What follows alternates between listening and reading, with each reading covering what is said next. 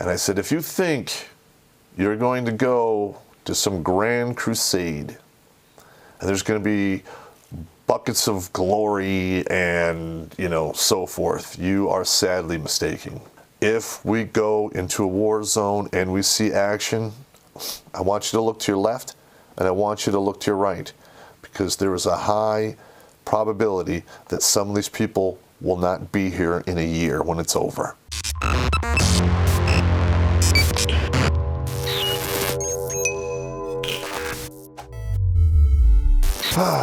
Hello everybody, Terrence Pop with another episode live from the Lair.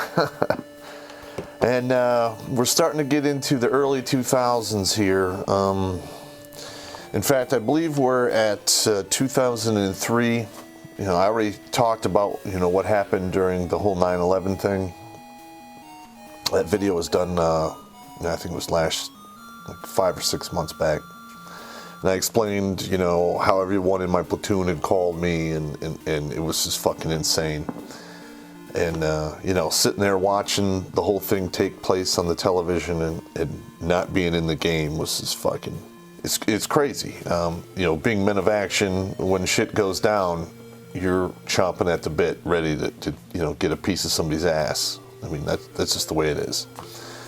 And now looking back on it, from, almost 2 decades, and all of the, additional studies that have been done and all of the unanswered questions and how no steel reinforced building has ever fallen down because of fire up until that point, and then it has never happened since that point, but somehow it happened to 3 buildings with one not even being hit and only having a minor fire on like 2 or 3 floors.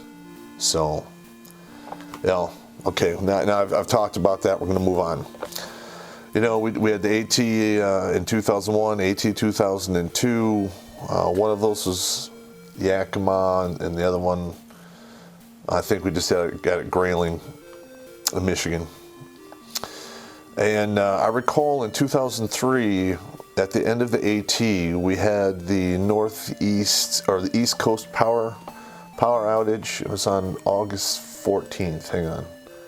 It was the Northeast blackout of 2003, took place on August 14th, and we got extended for an additional week because we had to run a bunch of our generators out to some local hospitals and do a lot of running around, real world shit, because the power was all fucked up. I think it was out for like 3 or 4 days, and then we started getting the rumors, the verbal, warnings like, hey, rumor is you guys are going to get fucking mobilized.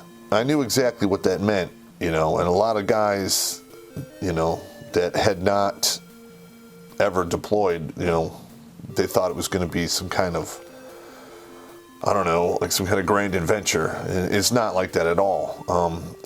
It sucks. When you go to war, you have to come to terms with a lot of things in your life. You have to come to terms with your own mortality. Because especially as a combat soldier, you'll be called forward to do incredibly dangerous things for you and the people on the other side that you're, on the 2-way rifle range, if it comes to that. And people who have never been there don't understand that. So, I was kind of compassionate in regards to not going off on these people when they were, doing the goody-goody gumdrop stance, like, hey, we're going to go to war. I was just like, well, let's hold off until we get the real fucking deal.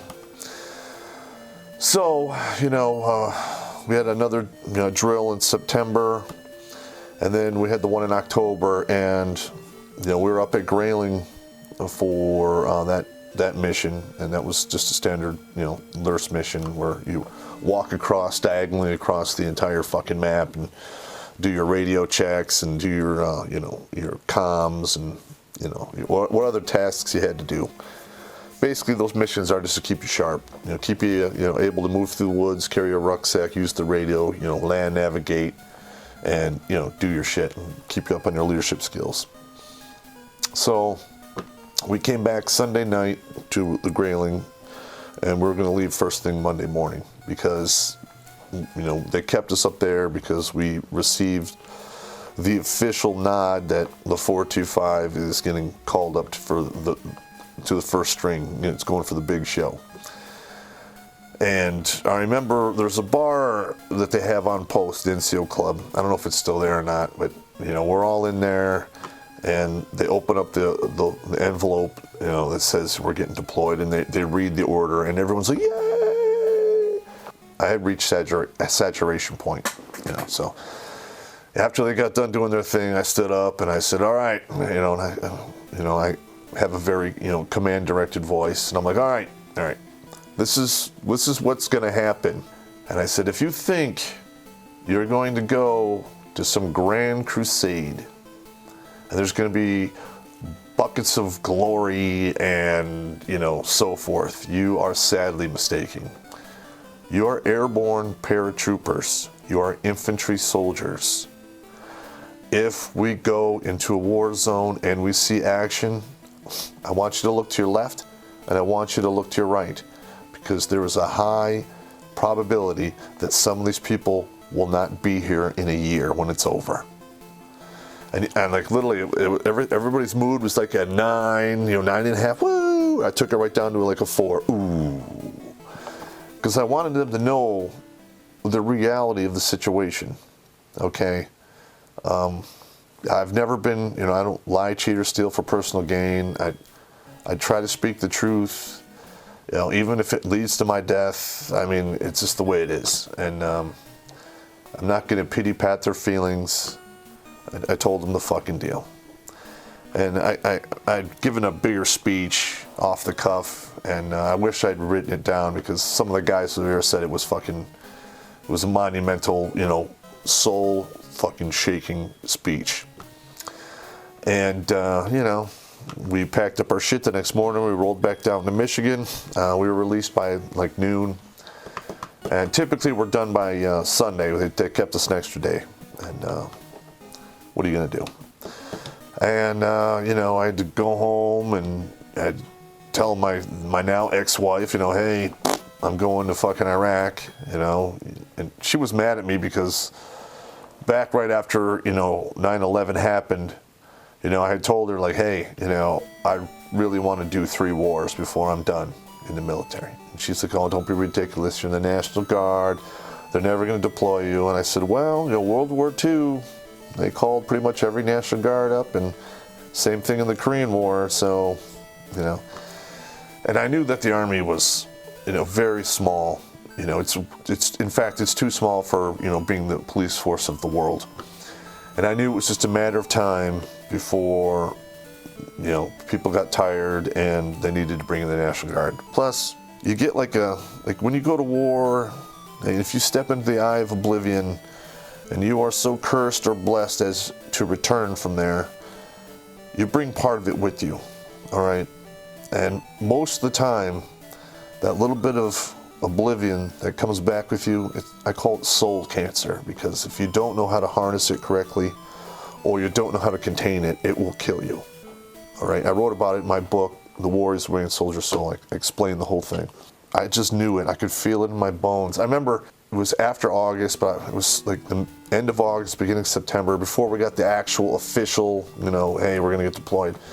And I remember I was taking the trash out to the curb, and I turned around and I got like that feeling, you know, I could smell it. I mean, I'm like, oh shit. You know, I knew it was coming. I fucking knew it. And I was like, okay, you know, it is what it is. So I remember my wife at the time, she was very upset, you know. I had a young daughter who was like 2.5, 3-ish years old. And she was, you know, pregnant with my second daughter. So, you know, at that time I had a wife and 2 kids, so, you know, I do the responsible thing. I went and secured myself $1 million worth of life insurance that had the war clause in it, so if I got zeroed out in the war zone, you know, my kids would have $1 million on top of the $400,000 that they get from the, you know, the SGLI Army stuff. So $1.4 million. It was expensive. The premium, I think, was like $250, $300 a month. But you know, it was worth the peace of mind. I also went out and bought a satellite phone, It was an Iridium. They couldn't guarantee me if it would work in Iraq or not, because the satellite phones were still on the new side back then. I got it used on eBay for like $470. Fucking, you need a satellite phone. And little did I know that I would actually use that satellite phone for real world fucking shit while I was in country. Because they had 2 satellite phones per battalion, and our satellite phones were up at the battalion where we were attached to, but we never got to use them. And there was a couple times where we were about to have our walls breached and overrun, and I literally had the Iridium out calling the 105 Paladin unit that I had I worked out a drug deal with, because I was going to call in indirect fire myself and say fuck the whole fucking schematic of how this thing is supposed to work. I'm going to call the big guns right fucking now and end people's lives if I have to. I mean, we'll get to that down the road. All right, and then I put together a deployment chest, basically extra M16 parts. I had a weapons cleaning kit. I had a very small condensed a gunsmith kit. I could do everything that needed to be done, from remove the barrels to the headspace and time, the bolts and stuff. I made sure at the bottom I had a level 3A soft Kevlar vest. That was my own investment. And then I made sure I went with $2,500 in cash in 5s, 10s, and 1s, because cash is a weapon, cash is king, and if you need to get out of a fucking pickle and you don't have cash, you're fucked, because cash works. I also had about $400 in silver, 1 ounce coins. It was a stack about like that, because if they don't respect the dollar, everyone respects hard currency, gold and silver. I mean, it's been used since the beginning of time for us as a human race, and it'll probably continue to be used once we get sick and tired of using the paper that's worthless now. So, and we were allowed to take 2 duffel bags, a rucksack, and one of those Foot Lockers, which we got from Walmart, was the plastic one, reinforced. I still have them, loaded with a bunch of bullshit.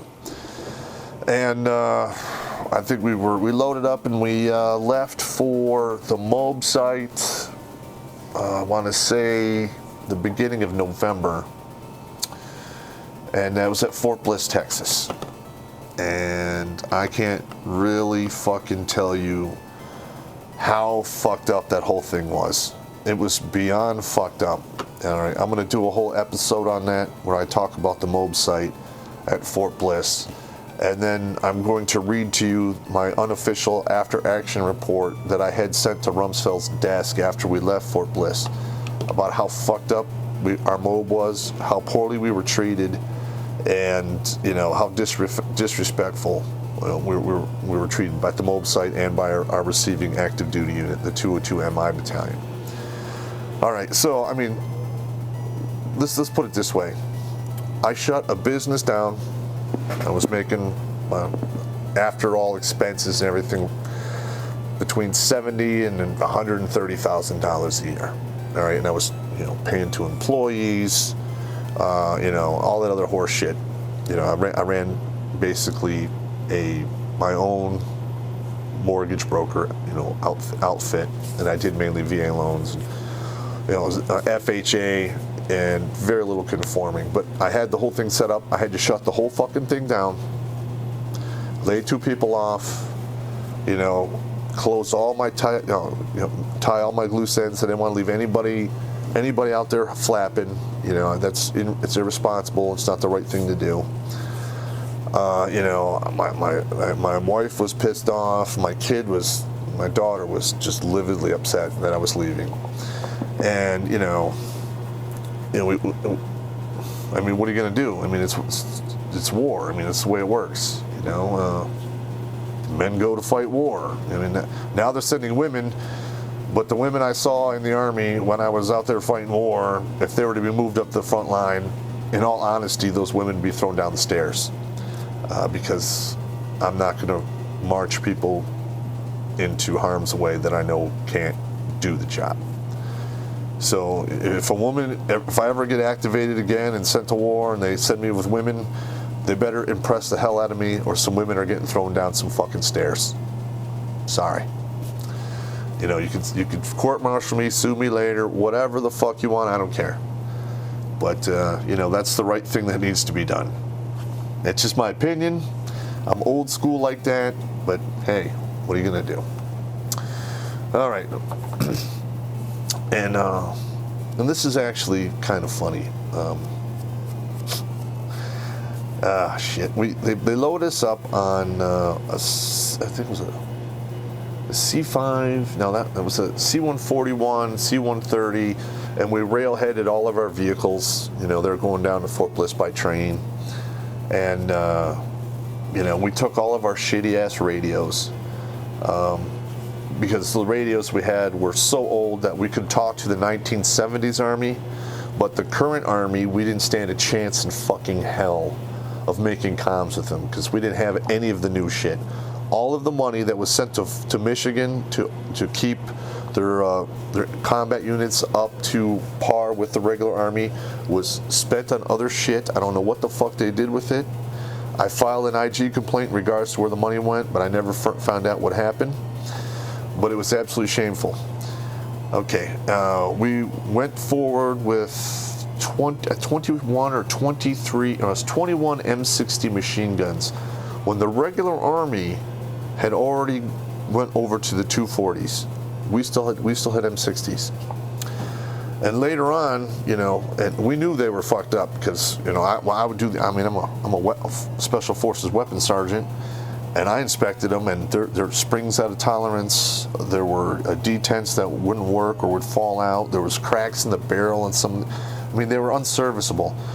You know, and later on down the road, you know, Staff Sergeant Carmel at the time, who was a brigade armorer in the 82nd, backed me up on these inspections of these weapons.